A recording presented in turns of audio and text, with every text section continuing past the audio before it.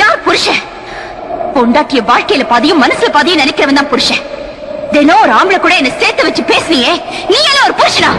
கல்யாணம் பண்ணிட்டு வந்த இத்தனை நாள்ல சாப்பிட்டியான்னு கேட்டிருக்கியா?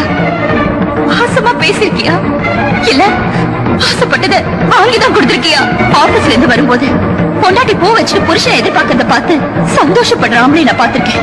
யாருக்கா காத்துட்டு இருக்கேன்னு சந்தேகப்படுறியே, நீ எல்லாம் ஒரு புருஷனா? குறை தீக்கணும்னு கோயிலுக்கு போனா அந்த சாமி மேலேயே சந்தேகப்படுறவனையும் புருஷன் சொல்லக்கூடாது. அடே பாரு, எங்க மேலேயே பழி போடுறியே? பெத்த பொண்ணு மாதிரி பாத்துக்கிட்டோமே. அதனாலதான் இவன் மேல ஆசிட் ஊத்த வரும்போது பாத்துட்டு இருந்தீங்களா?